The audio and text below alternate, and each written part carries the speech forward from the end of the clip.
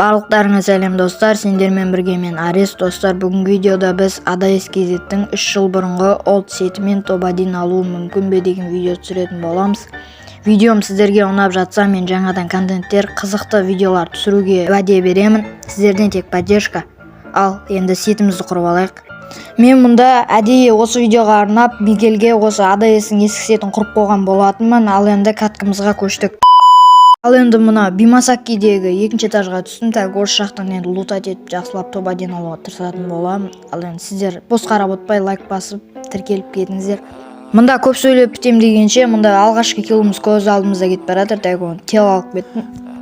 Мында өте кереметтей бомбарджинеміз тұр екен, соған мініп алып, ал енді өзіміздің екінші килімізді және де килдарымызды іздей берейік. Так, енді көрейік. Так. Міне көз ашырмағанша екінші жемтігімізде көз алдымызда кетіп баратыр. Опа, ұсталдым ба бағай, басынан сковородканы алып кете салдым.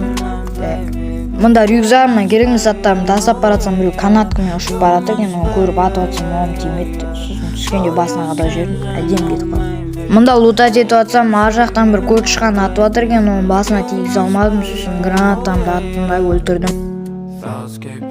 Мында тағы да лутать етіп атсам, анда біреу жүгіріп баратыр екен, оның басына қададым. Бірақ сонда да өлмей қалды. Қыпса аш шығар деп рашқа бардым. Осылайша екі жақтап қысып мен зона жеп атыр, еще бір жақтап осылайша екеуі жабылып, анау менмен қырылып атқан бәле өлді. Осылайша екеумізді де бір адам ястребпен өлтіріп кетті дальнийдан. Так, осылайша топ-1 аламай қалдым. Бірақ сіздерге видео ұнаса арнаға тіркеліп лайк басып кетіңіздер достар.